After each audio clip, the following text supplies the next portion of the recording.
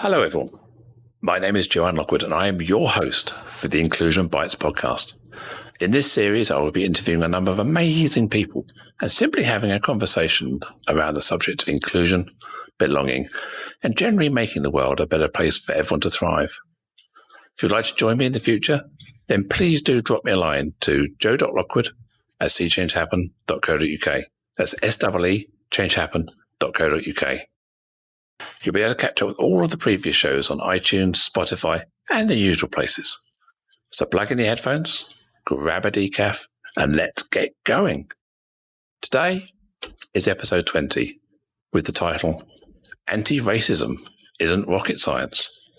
I'll have the absolute honour and privilege to be joined by Merel van Hastert. I met Merel recently at an online event and discovered we both share a passion for inclusion. Merel describes herself as a vessel through which knowledge and wisdom manifests.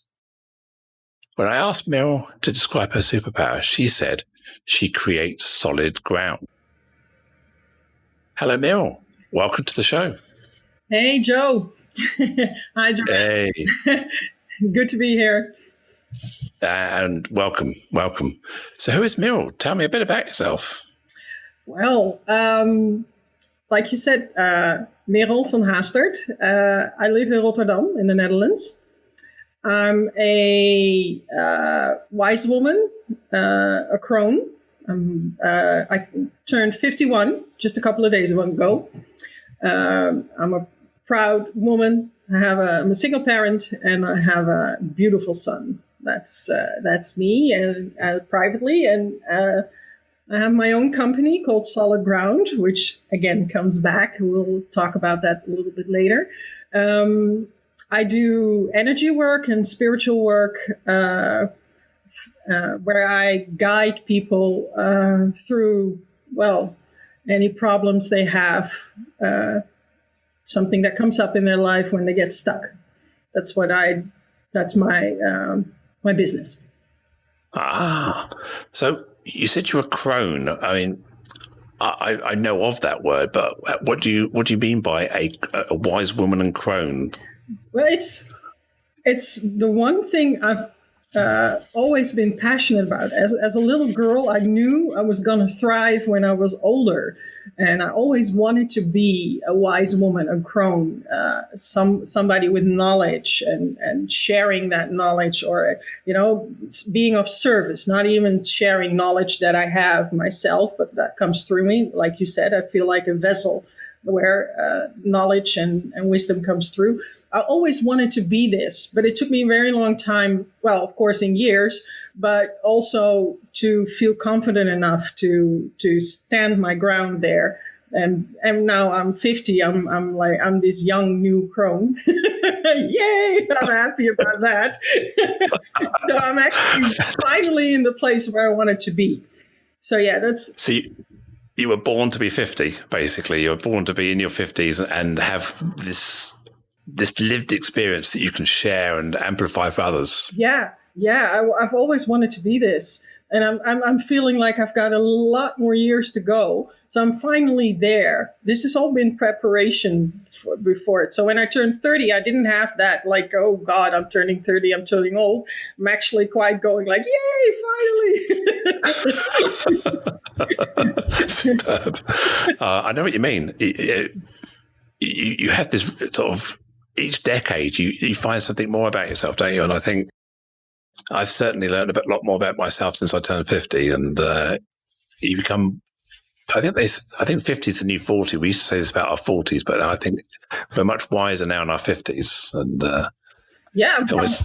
I've got this new sense of energy, this new sense of being that isn't so rocky. I don't want to be in my 20s again. I liked it, and I liked being a youth, but it's so uncertain. I'm not that uncertain anymore.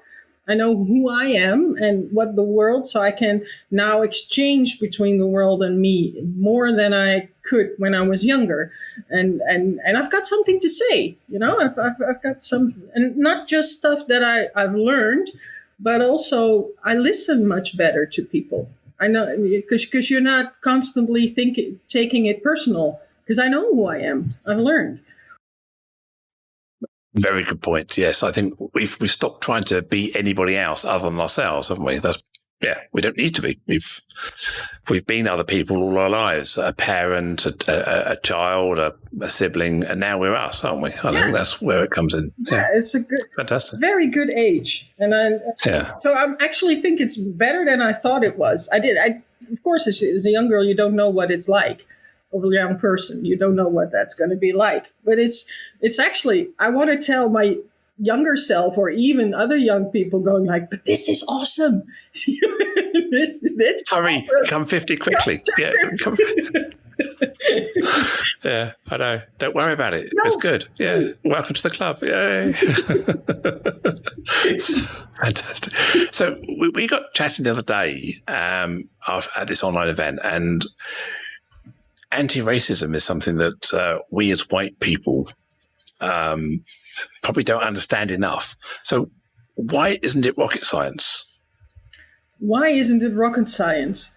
It actually, if you take off the blinders, that you can do yourself. It is nothing that is out there that you don't know. You already know. It's all the information is there. There's nothing you have to do. You just have to see it. And that is, of course, difficult because there are a lot of layers put upon us, and indoctrination and all sorts of ideas and stuff that are put on top of us. But your soul knows. So there's nothing new about this. There's nothing that you won't understand. It's your defense mechanism that kicks in. But that's it. The rest of it, you just have to listen and then go like, oh, but that's actually quite normal that people are the same. Everybody's the same. The skin color doesn't do anything. Nothing. There's nothing there. So when we are young and we're going to school for the first time, you are taught to help others, to see people as equals, and there's as young kids, we have no filter put in there yet to see people as different. So if you go back to that and feel like, oh yeah, but I never saw my friend different because she or he had a different skin color. It was just, Jack or whoever, Daisy. It wasn't. If you go back to that, that's it. Then from there you can understand all the different strategies that are used to put racism and white supremacy in place. Does that make any sense to you? Yeah, it does. But as a white person myself, it's really challenging to sort of think about racism, and it's not about ourselves. It's about the societal and structural racism more as much as it is about the casual racism and the vindictive or discriminatory racism that occurs in day-to-day life. So as a white person, how do I drill through that? How do I try and really unpack about, because it's not about the racism I've caused, is it? It's about the racism that exists in society and the inequity that occurs. Yeah, I think that the white people take it very personal, and that because you take it as an individual see, but I don't have these beliefs. I don't see you any differently. But it's a system. It's a system there that has that you were born into. It's not something that you did. You didn't think like, okay, let's discriminate against whomever or whatever. It could be gender or sexuality. You don't think like consciously think, okay, let's discriminate. It's a system that you're brought into. Like you go to school and you learn about your ABCs and you learn about calculation, and through all these messages, you get how society works. And then you start as a child, you start relating to, okay, my parents asked this of me, or society asked that of me. And that's how you learn how the world works. So it's what white people forget is that there is white culture. There actually it exists. We don't see it, but it's the set of values and norms and all that stuff that you get imprinted, and that imprint is how you act in the world, and that is not your soul. It has nothing to do with you being a human. That's how I see it. It's So is that the same as kind of the default is white? So if we're looking for a photograph, the default photograph is of a white person. We're looking at pictures of, in your various faith groups, pictures of our faith leaders, of historical faith leaders. They're always shown as white people, aren't they, with beards and golden hair. So we've built this very white is default sort of way of looking at the world, haven't we? And when we think as a white person, we always think about white people. We don't think in our narrative about non-white people as part of our picture, do we? No, we don't.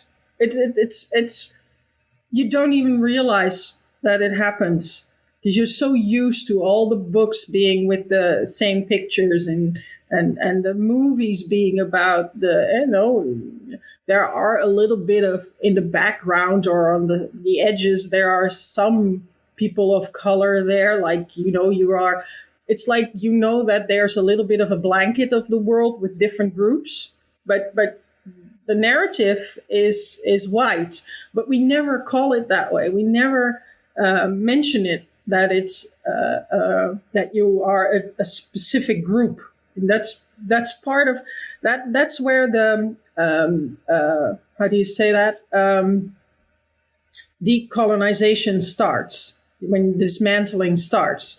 When you realize that you are of white culture, and then you can start to see the difference between system and the individual and how that works.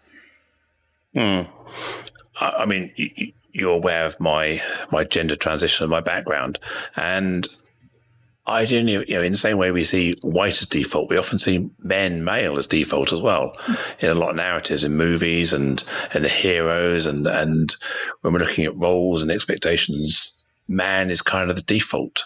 And having moved to the other side, for whatever better way of describing it, I now see that default from a different angle.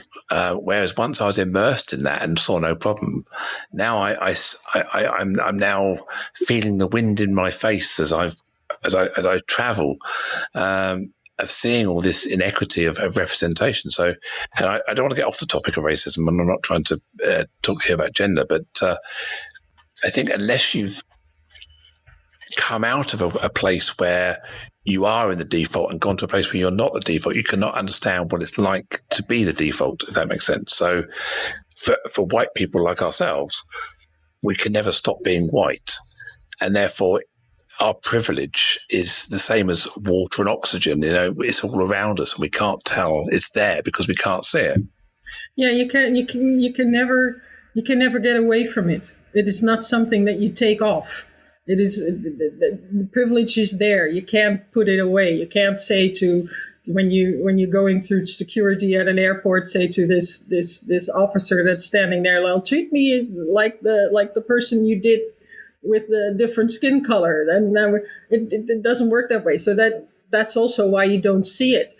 I think that you touched upon something that I was thinking about. Just thinking about like there needs to be a bit of a breakdown somewhere, and I'm saying with what you just said, you've had that gender change.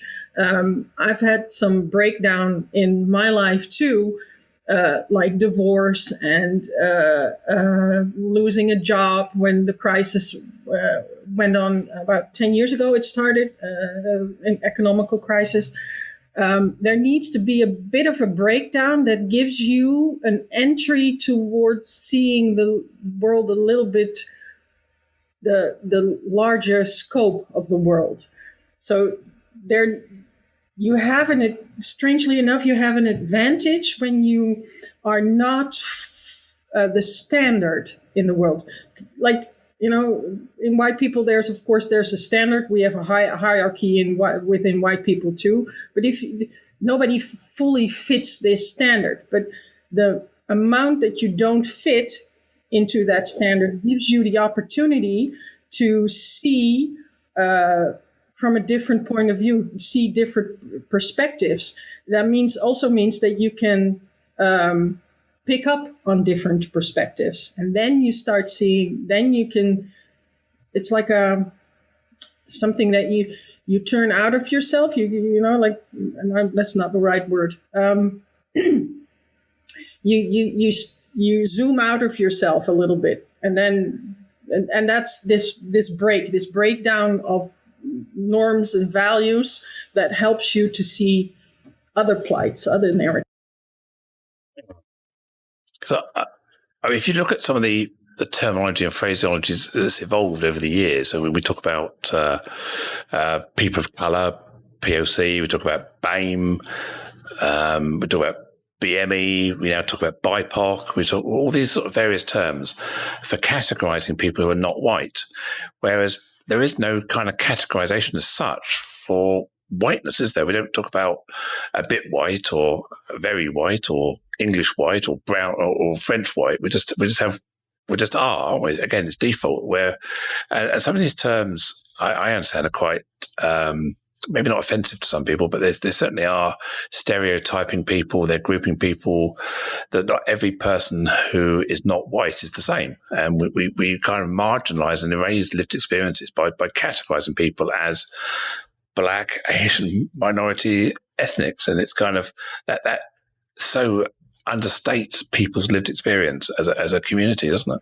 Yeah, and it does, because you have white as the default.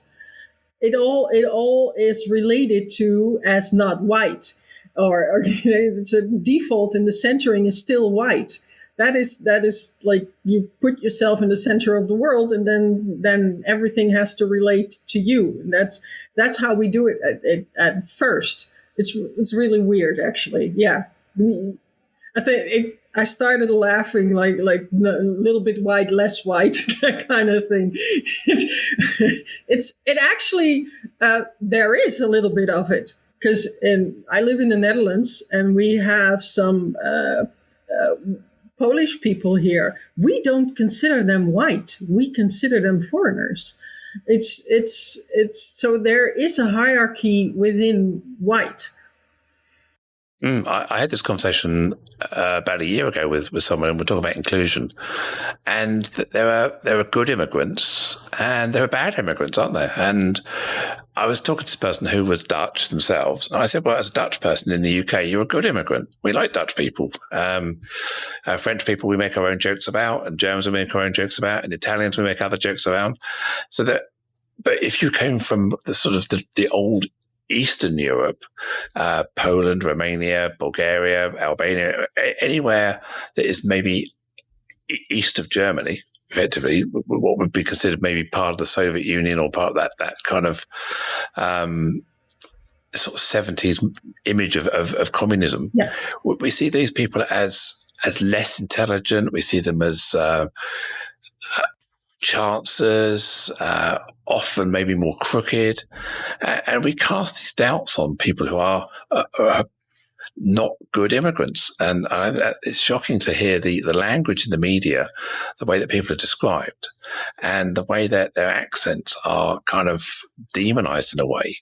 Because I think there's almost people would say people from Estonia are good immigrants because they're kind of clean and very, very well spoken, whereas someone from Lithuania sounds a bit darker, and so there's a whole load of new stereotypes are coming now. And again, racism is more than just white people and black people. There's also racism within communities, within faith groups, within religions, isn't there? Yeah, and you don't have probably in England the same, but I'm going to ask you about that, because in the Netherlands, within the country, there's also, this, we have these different accents that we consider not so bright, not so good. And I lived in Thailand for a while, and I worked there. And it's a huge country, of course, not one of the biggest, but a huge country. And then I was thinking about the Netherlands. If you do, you're through it, right? It's like 1.5 hours or almost maybe 2, and it's done. And then we have this. Then I think about the way we categorize and label people just from the area they're from. It is the Netherlands. We're a post stamp on the. But even there are parts from the Netherlands where you're from means that you're a certain kind of way, or we think that you're more intelligent or not. Is this going on in England too? Yeah, I think that's when we would call it white supremacy. We have a lot of English nationalism going on about anything non-British is not as good, and inevitably that leads people to be racist, because what they mean when they talk about being British, they mean white British. They don't mean whatever British. There's a kind of still this kind of if you're not white and British, you're not British, and that's kind of, there's a certain section of society that still sees that, and that's abhorrent to me. And it's again part of this white is default, and England is United Kingdom is a kind of a white default society, and it's taking a lot to change people's minds. And there's a lot of rejection of the Black Lives Matter movement. There's a lot of fight back against this movement by a sector of British society, and it's shocking to see, but those kind of attitudes still exist. But they do. We saw it with Brexit. We saw it with this nationalistic protectionism. We want to protect this country for the white British people, and if you're not white British, then you should go. And it's hard fighting back against that. And I don't even necessarily think that's privilege speaking. In fact, a lot of these people, I would say, are not speaking from a point of privilege. They're speaking from a point of nationalism, almost like this. I dare say, I don't want to stress too far into saying fascist views, extreme right wing views. But a lot of it is spelling from that, I think. Yeah, and it's the same in the Netherlands. England and the Netherlands have a bit of have similarities where they colonized parts of this world, and they called it the part of their kingdom. You still have the Commonwealth. I think that's one of the words that's used. In the Netherlands, we don't use it, but we have, of course, had Indonesia, Suriname, some islands in the Caribbean. And strangely enough, when I grew up, I knew these areas were there, but I now recall that I never thought of them as being Dutch. While they were included in our in our laws and everything, I never considered them Dutch. So when you have these problems right now with the demonstrations in the Netherlands, trying to get the conversation going about systemic racism and white supremacy, people still keep yelling at these people with a different skin color than white, like, go back to your country, because they never thought that Suriname was part of the Netherlands. Of course it wasn't, but by law it was. But we here too, Dutch means white person from the Netherlands. And there are large groups. I live in Rotterdam, and that it means that we have 70% of our inhabitants have a different cultural or background than Dutch. So how is it still possible that just this minority gets to say, just us is what matters? That's what we do it for. Nothing else. 70%. That means 70% of the city has to go. Then the city will shut down. Just this city. And this goes to the rest of the world as well.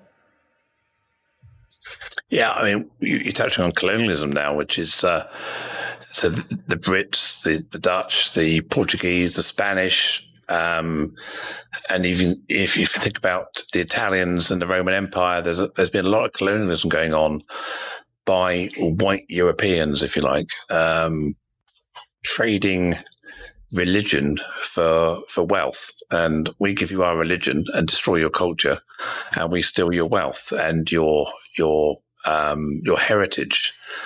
I was at a Tutankhamun exhibition at the Saatchi Gallery in London, I think last year, and I didn't look at it with the right lens. I've replayed that visit with a different lens, and basically, white privileged people went to Egypt, dug holes in their ground, stole all their goods, brought them back to the UK, and it was almost like we were the colonial masters, and we felt entitled to do that. And I look at it now and thinking, all the stuff we hold at the British Museum that's from Egypt, from Greece, from ancient civilizations that we hold, and quite rightly, the governments of these countries want their artifacts back. And I think it's important that we understand whose artifacts they are, and the culturalism of where they came from. And this is, again, part of the British or the Western white culture, is that we feel an sense of entitlement to the world's history. The white people wrote history, and actually what we need to do is understand that white people didn't write the history. White people created some bad history and some bad events, but there's plenty of cultures out there that were managing quite happily without white people coming along and giving them religion. Yeah. Stealing all their goods. Yeah, there's I'm not so good with names, but there was a woman that recently said like, our history does not exist unless white people were there. Once white people came there, history or all of a sudden existed again from their lens, from through the white lens, and it's in our genes somehow, because probably you've had this experience as well, is that you grow up and you know that there's a big world and you want to see it and you travel it, right? You've got a passport that gives you access to it. I have a passport, a Dutch passport, that gives me almost access to almost anywhere in the world, and I don't even think about it. And it means that we are so used to thinking that we can just go and be anywhere without asking, it's not even asking, it's just, considering the other person. This is what we've grown up with. And that's this system thing again. This is not personal. It's this system thing that you are, our ancestors have given us this idea that the world is ours, and we can take and do whatever we want with it.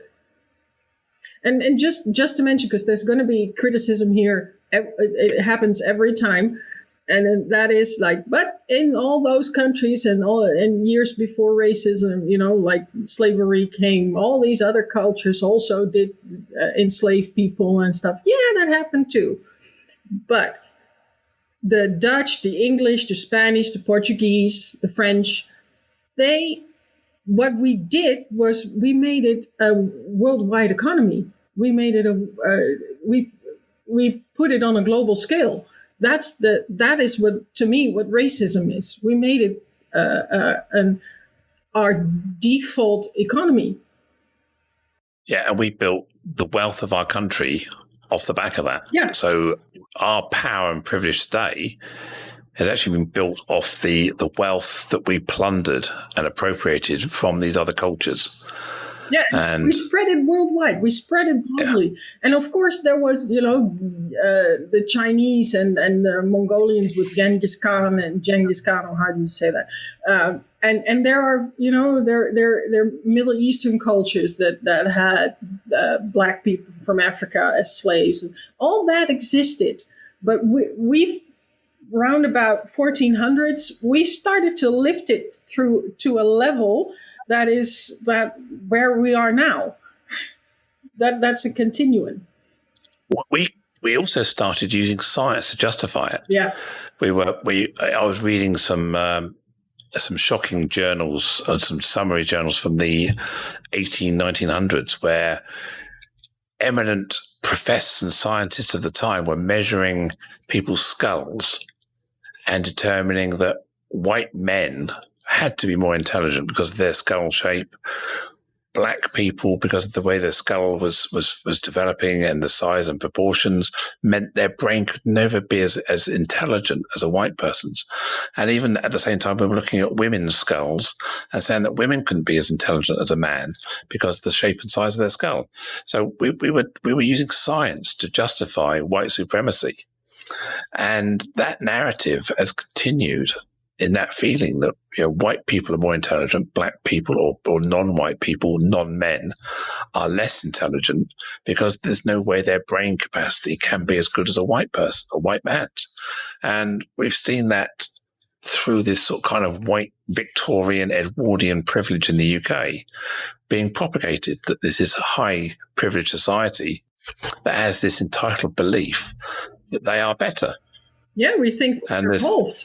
Yeah. We've evolved. Yeah. That's what we're thinking, that we've evolved past all this violence, past all this stupidity, and we are this ratio, very well behaved, got the best norms and values in the world. That's what we grow up with, and people go like, well, slavery was abolished. I think it was 40 years earlier at your place than ours. We were quite late. But it's not in the past. With this COVID-19, they're testing vaccines in Africa on black people. They are. That is classic racism. That is classic white supremacy. Still going on. We can't test it in our country because that wouldn't be allowed, but we can go somewhere else where their standards are less, they value life less, therefore we can get away with it. No, and it is shocking. And I'm not sure how it's justified, whether we've identified the fact that disproportionately black people are affected more by COVID and therefore it's justified on that bound. I don't know, but you're right. We use we even still call it the third world in some areas. We're the first world. I brought this up, Joe. Yeah. I really believe this. I'm not above any of this. I've believed this.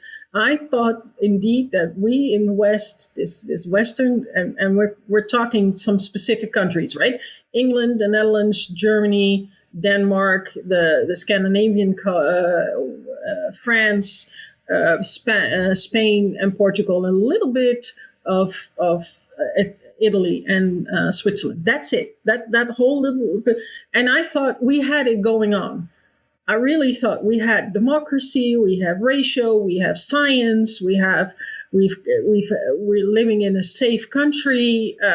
There's no war. There was nothing going on. I really believed that there were third world countries where the only thing they had to do was go up on our level, and we needed to help them get up to our level, and then the world would be fine. And it's so what we're saying is we need black people to act like white people in order to be as accepted in the world. In the same way we want women to act like men so that they're accepted in the world. So we want to assimilate everyone to the same ideals as being a white man. And isn't that what we're doing with privilege? We assume that this privileged structure we have in society, in our Western society, is all based around this default norm, isn't it? Which is the white man. And the further you stray away from that, the less valuable you're seen, the less worthy you're seen, and that's the challenge, isn't it? And when we put intersectionality into the mix, where we've got people's age, race, faith, beliefs, and gender and sexuality in there, that leads to massive more inequities, doesn't it? Yeah. And then that also explains why white people think that if you're living in Jamaica and you're not making it yet in the world, that it's your personal fault that you're not making it, or that you're poor, that it's a personal thing, and all this stuff has never been personal. It's just to make this system work, to make this economy work, to make this power work that we have, and keep it in place. And once you stray from it, you will immediately feel that the system does not want you to change. Because the Western world we've been talking about, the original Eurovision contest countries, we built our economies on power and wealth and control, haven't we? If we don't have control of the markets, we don't have control of the wealth, then we lose our status amongst our friends, if you like, our other privileged countries. So we're always competing against who we see as our competing economies, rather than seeing other countries like India and China or Russia or someone who is a bad or lesser part of the world. We want to compete and be more equal with, better than the French, better than the Germans, better than the Dutch, better than the Americans. And we assume that everybody else has the same attitude, but in reality, people value different things out of life and society, don't they? Yeah, there's a lot of, well, it is what white people fear. This is the fear that we will lose something. That and I don't think that if you would ask somebody that they really know what their fear what losing means then. But it's like position in this world, what you mentioned. It's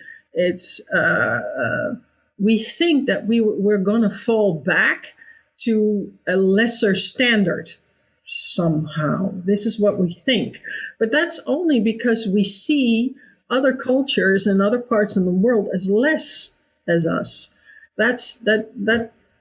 And they're of course, I don't want to go all lives matter, because of course that's true, but the system says to us that it doesn't matter, that it matters.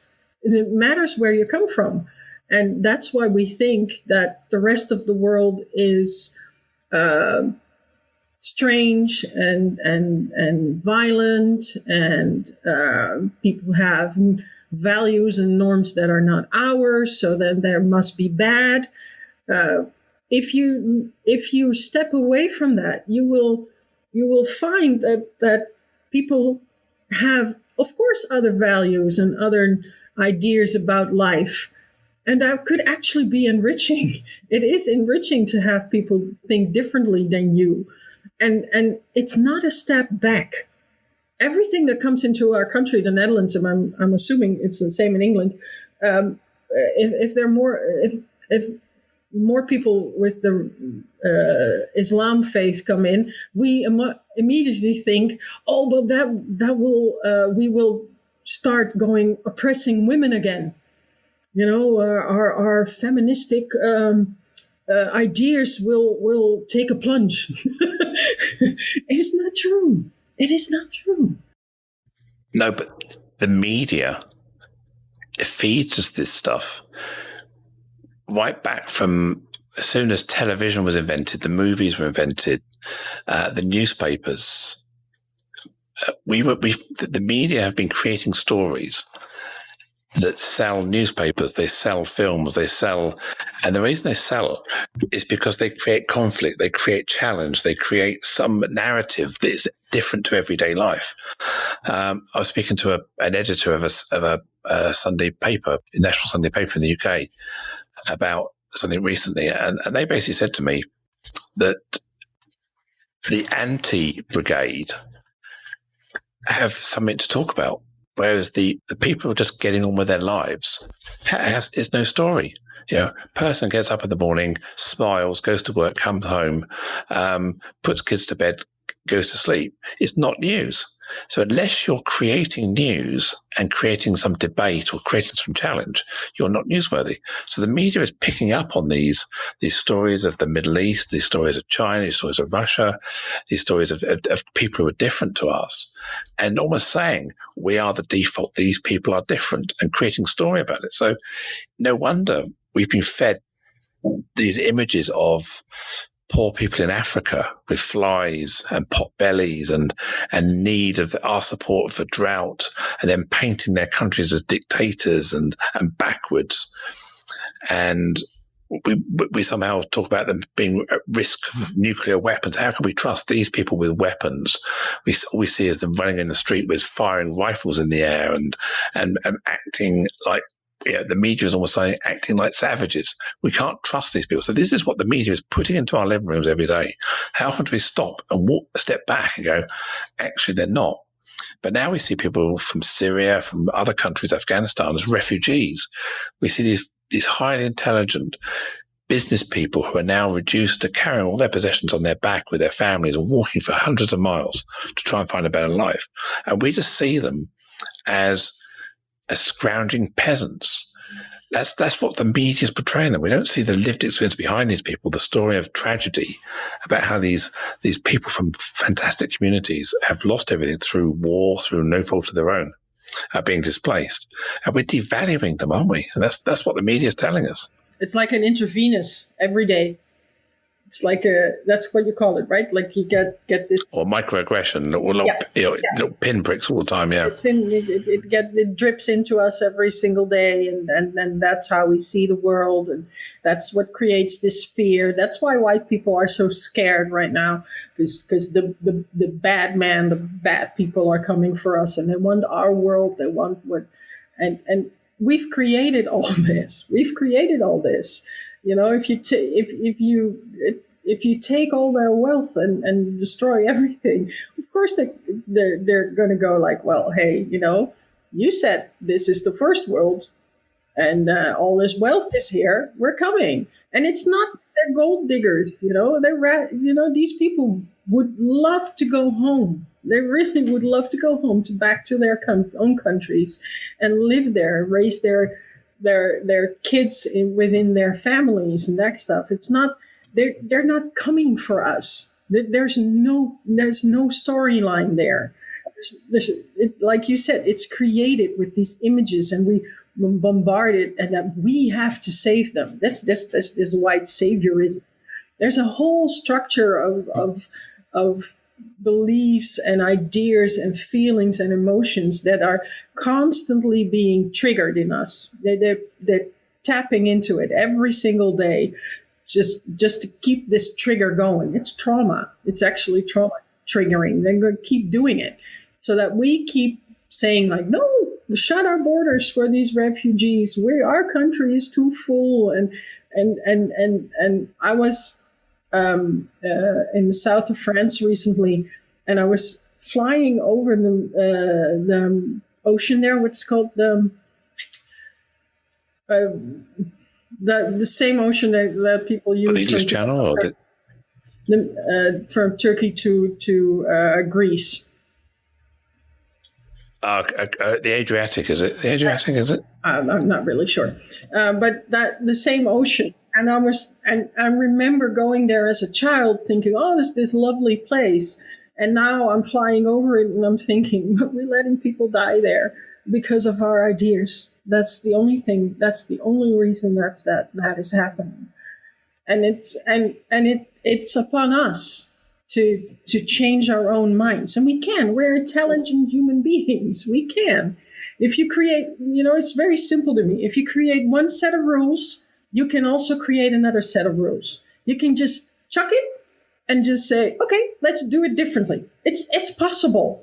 We can, if the whole COVID thing actually showed us that, by one day, all of it was shut down. Everything was done. We now have different rules. Okay, fine. Then just say, okay, this is not working for our world. This is, and it has nothing to do with money. It has nothing to do with spreading of wealth and that,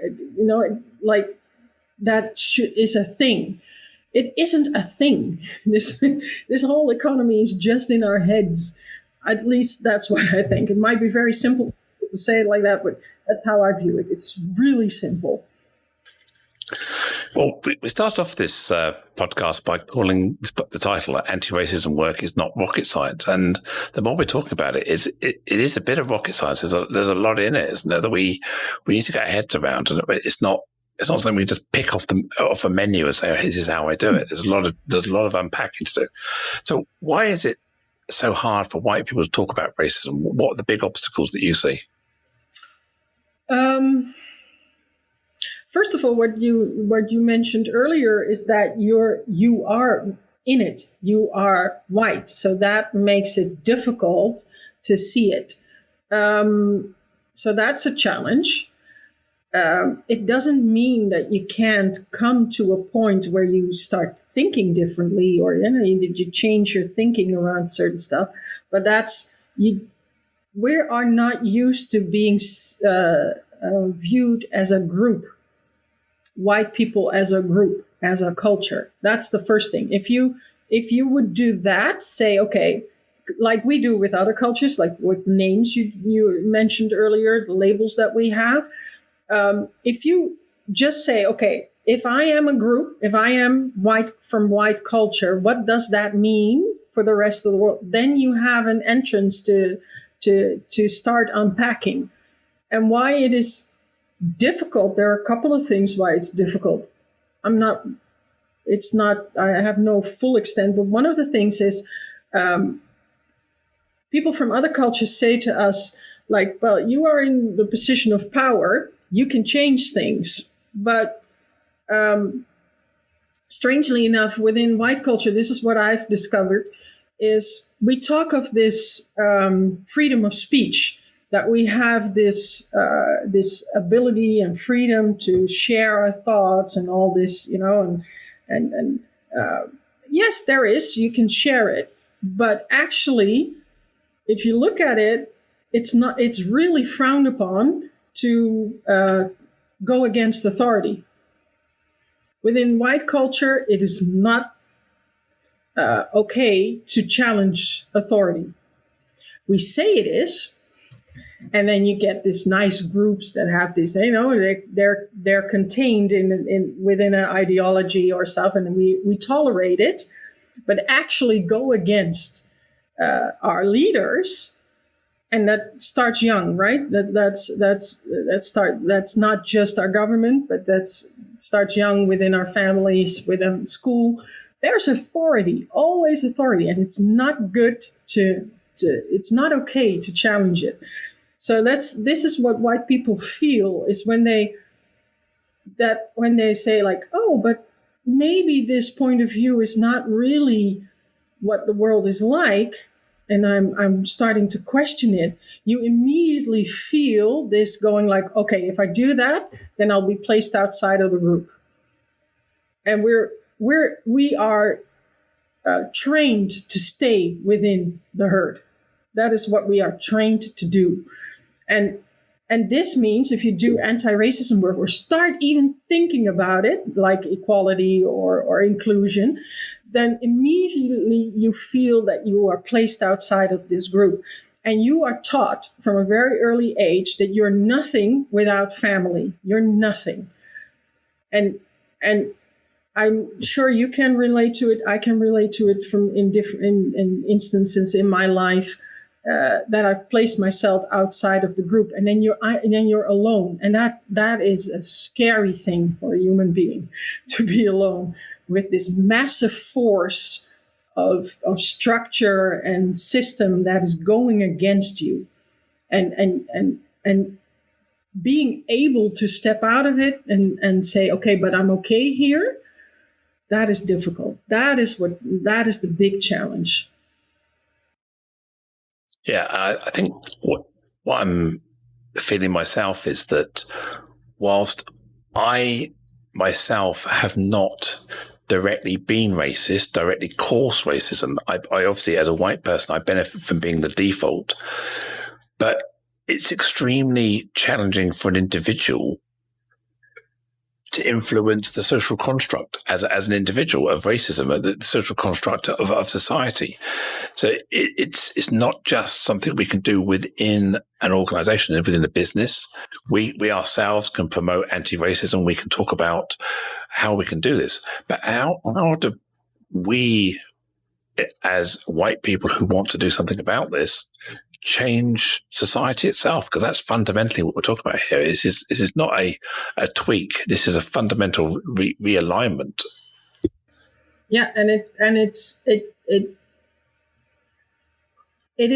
scary to raise your voice and to say, well, this is not okay. I don't agree with this. And I think that would be in any structure that, where you challenge authority and power. That is, so it's not like that I have privilege as a white woman, which means I'm on this, I'm the step down from a white man, which means I've got a lot of power in this world. It is not power that I can actually, how do you say that? Wield. Yeah. Into something that, okay, now let's change society. But you need community. And that, I think that is what I'm trying to do too, is speaking up about this so that it resonates with others and others start coming into this community of feeling like, okay, we need some change, but this change won't happen within the system. This, of course, there needs to be stuff done there, but the change happens when you as an individual step outside of this group and say, I want to live in a different world. I want to live in a world where I won't be scared of foreigners or of people coming into my country or taking my jobs. Just actually saying, okay, I'm not going to do that. And that I think that I believe in a kind of tipping point kind of thing. If more people start saying, okay, this is not okay, then the thing will tip. And it's a long process. It's a very long process. And it's very painful because on the one hand, it is individual. You change your individual points of views. That means, like I said, I do energy work and spiritual work. You change your vibration, your being, and that resonates with others. That's how change actually happens. So it's individual work. And then enough people have to get there, then we can challenge some ideas around it. It's not a linear thing. In the Western world, in the Western world, we sorry for people thinking, why am I? Because my cat is going. Another lockdown special. We've got the cat visiting. We've had mothers, we've had the Amazon man, and now we have the cat. People can't see this, but you could see I'm going, the cat in front of my face. Okay, I lost that train of thought. Let me ask you a question then. So, one of the challenges, when we've talked before, one of the challenges we find is that white people feel shame. They don't know where to start. They're worried about getting it wrong. They don't understand their whiteness. And I understand that you set up a project Color White, which do you want to talk to me about why you've created that and how it can help white people be anti-racist? Yeah, I started that because I indeed wanted to reach out to other people. Or it was a personal thing, actually. Like, I felt all these things that were wrong, and I had no idea how change would gonna come about. And I thought, well, I want to talk to white people. How do they feel? Do they feel this? It's very uncomfortable. It's really uncomfortable being challenged on your beliefs around the world, because it feels like candy is being taken away from you. That's actually really how it feels. And I couldn't talk to my the women, because I mostly work with women of color. I couldn't talk to them about this because they, of course, have an idea about it, but they're not white. They don't feel the way I feel. Waking up in this system where you are part of this oppression is something else than waking up on the outside of it and seeing this system work against you. Waking up with this privilege and you're going like, oh, geez, I've got this privilege. It's hard. It's really hard. And I wanted to talk to others. That's actually how I created this project. I wasn't thinking about creating a project. It just happened. I wanted to have some white women come together because we already said, it's the white man that's on top of it. I'm very weary about talking to white men about anti-racism because I immediately get into this patriarchy thing where I'm not taken so seriously and that kind of stuff. I'm wary of that. I'm starting to get better, but it's. But I wanted to talk to white women, and it turned out that is not that easy. So then I thought, well, I'll make it a project, and I'll throw it out to the world, like what my views are and how I, think that we can change this so that we can start having a real constructive conversation about what this actually means to dismantle anti-Blackness in yourself and what you come up against, and so that you won't feel so alone. And in the meantime, try to come up with some ideas about the world that you actually want. Because I don't want this world. I never wanted this world to be this way. This is not something that I consciously chose. So this is why I started this project Color White, and it's still very difficult to get white people to talk about it. It is shame in there. We think that we have to take on this guilt thing of our ancestors. And it's not. It's never been about that. It's not what people want. You can't change. You can't change the past. You really can't.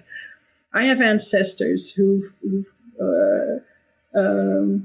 had sugar plantations in Indonesia, and I can't feel guilty about it. But that doesn't change anything anyway. It's what happens. You just have to be honest about it.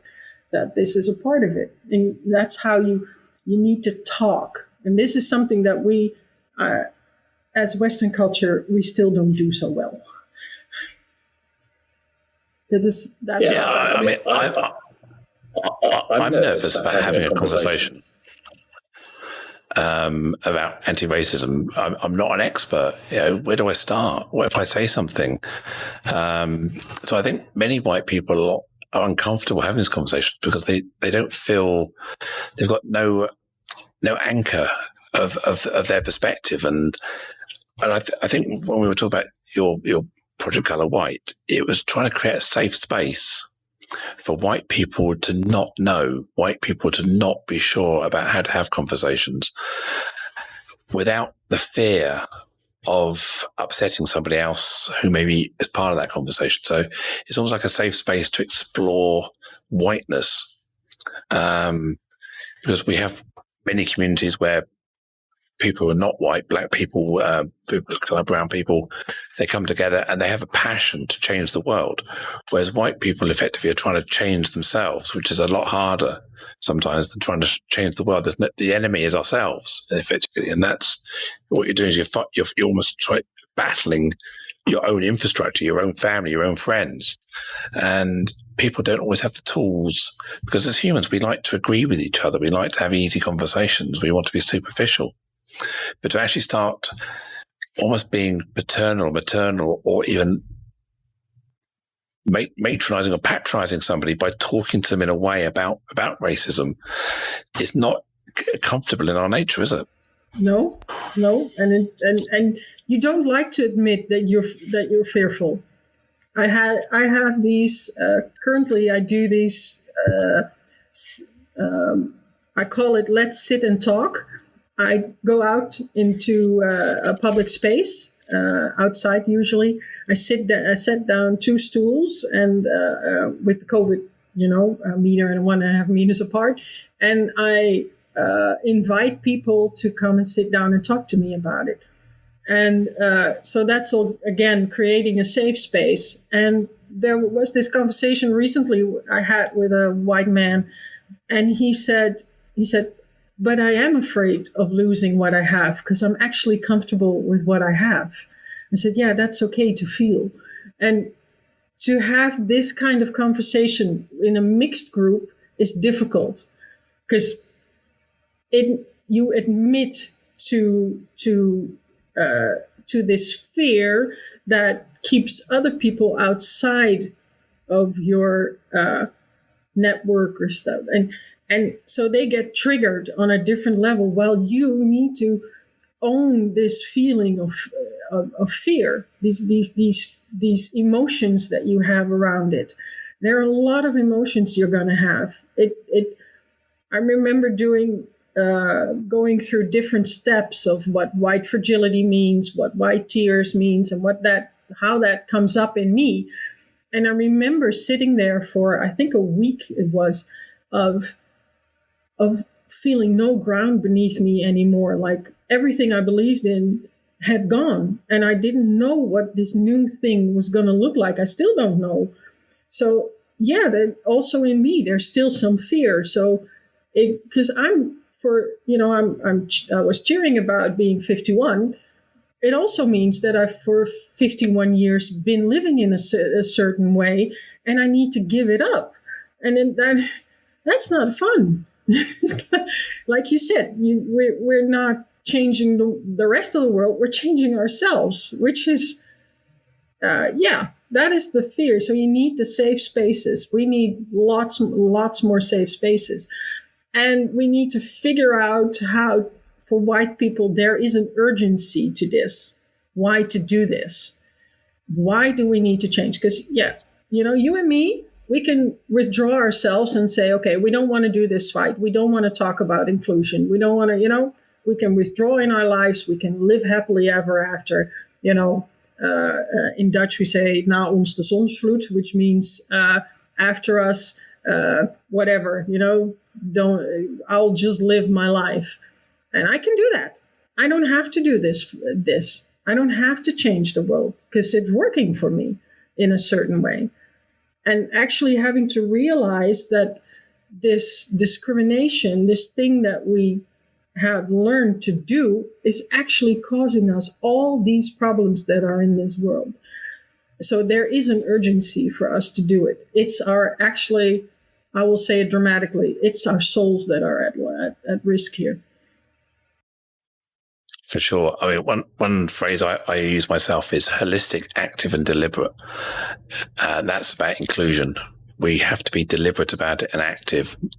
And what you're saying is if we walk on by, if we let it pass, we turn the other cheek, we turn a blind eye, whatever expression you want to use, we're not being deliberate and active. What we're doing there is we're letting something become more normal by the only reaction can and should be to say no, to stand up and be actively and deliberately anti-racist, anti-sexist, anti-whatever.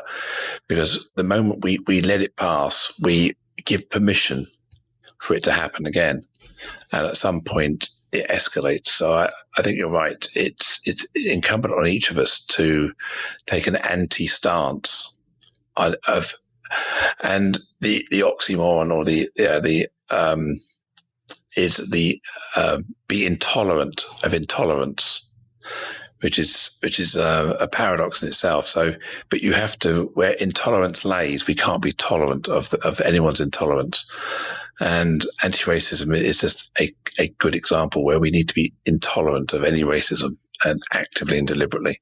So that's fantastic. And I'd love to find out more about your Project Color White. I mean, we've talked extensively. If anyone's listening to this, how can people get in touch with you to find out more about your projects? Project Color White is on Facebook and Instagram. So you can type in Project Color White. And is that the American spelling of color, COLOR, or is it the COLOR? So the American spelling of color. Okay, sorry. Yeah, we like to put U's in our color. We extra U in our color. So American spell. So Project Color White, spelled the American way. Yeah. So you can find it on Facebook and on Instagram, and that gives you the access to the project and my contact there. And on the Facebook, there's a big note which I call the ground of Project Color White, which tells you about how I create a safe space for white people to talk about these very difficult things. Excellent. Well, we're going to carry on talking about this, and we're going to keep in touch, and I'm definitely being active and deliberate about my anti-racism, and I'd welcome anyone who's listening to get in touch with yourself and myself. Maybe you'd like to come and talk about what you're doing in anti-racism, maybe from a white perspective, on this podcast. Come and have a chat. So a huge thank you to Muriel. Thank you for joining us today. Thank you for the listeners for tuning in and sticking with it. Please do subscribe to keep updated on the future episodes of the Inclusion Bites podcast. That's BITES. Please tell your friends if you have some, and your colleagues if you happen to have some colleagues as well. I have a number of exciting guests lined up that I'm sure you'd be even more inspired by, if that's possible, over the next few weeks and months. And remember, if you'd like to be a guest on the show, please let me know. And as long as you're talking about something around inclusion, making the world a better place for everyone to thrive, then no topic is off limits. So I'd welcome your comments, your feedback and suggestions to joe.lockwood@seechangehappen.co.uk. Tell me how we can improve future shows. Tell me what topics you'd like to hear. So finally, my name is Joanne Lockwood, and it has been an absolute pleasure to host this podcast for you today. Catch you next time. Bye.